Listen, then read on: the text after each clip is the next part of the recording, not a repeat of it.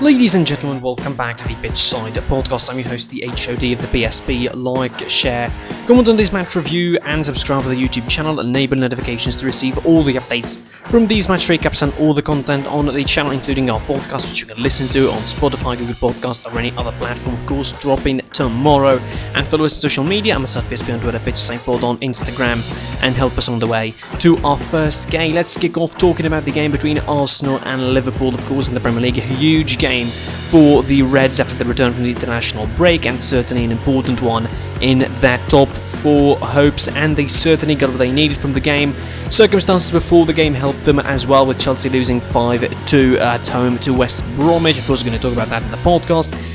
For Liverpool, it was a good performance, certainly. I mean, the second half in particular was amazing. Liverpool, I think they really managed the game really well. Arsenal sort of started a bit decent, pressing high, trying to nick the ball early of Liverpool's midfield, with Fabinho returning in there, and Jurgen Klopp, I think, realising that it doesn't need the risk anymore, so he should be playing Nathaniel Phillips and Ozan Kabak in the back four. Alexander-Arnold and Robertson, I think, were two of the best players today. Robertson for how long was the game?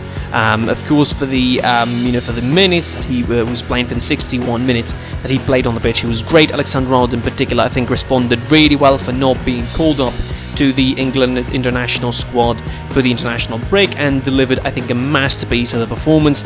And I think it was helped in part by the injury of Kieran Tierney going out at half-time.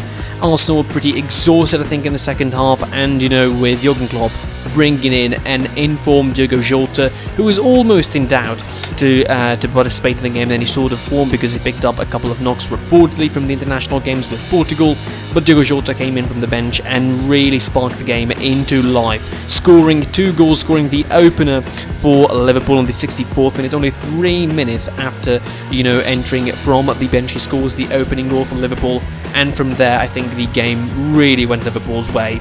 And Arsenal, for a weird reason, despite not dominating, despite not having any sort of good spell where they had pressure on Liverpool, I mean, aside from a couple of opportunities early on in the second half, really nothing significant for the rest of it. For some reason, they were so open, so stretched out.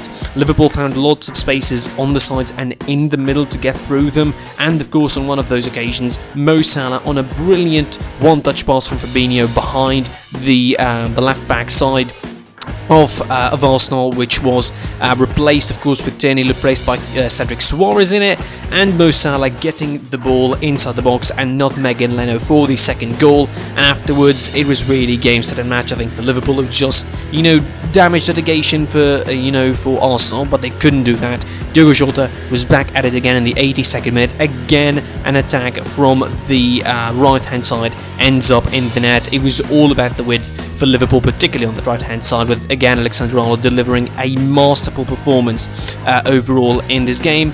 From the Arsenal point of view, it was again pretty exhausting. Physically they weren't ready. The midfield in particular wasn't a good combination, really. This is a game where you needed someone like Granit Xhaka, but of course he wasn't. It wasn't available because of the virus, a non-COVID virus he picked, and he wasn't available. The only option you had was El Nene, and El Nene was involved in international with Egypt, so he wasn't exactly 100% fit as well. Definitely, I mean, overall, this was not a good game for Arsenal, and you know that by the fact that Martin Odegaard overall didn't have a lot of touches in the game. He only had around 39 touches, and none of them were really incredible. None of them really helping in any way, shape or form for Arsenal. No key passes, only 1 unsuccessful cross, only 2 long balls really in the whole game, and he didn't win a lot of duels out of 61-2. So you really can see that the signs were not there for Arsenal to have a great performance. Again, Liverpool really picked them apart so well in the second half, again capitalising on their exhaustion, particularly in that midfield, of course, and the defence. Again, for some reason they were so stretched, Arsenal. I mean, they weren't even going for the game and they were stretched, so imagine if they were going for the game, if they were pressing Liverpool, trying to create opportunities and taking the handbrake off, quote unquote, as Mikel Arteta said. What would have been the situation really for Arsenal that game? Obviously there would have been more goals into their net. Definitely Liverpool takes solace in this result.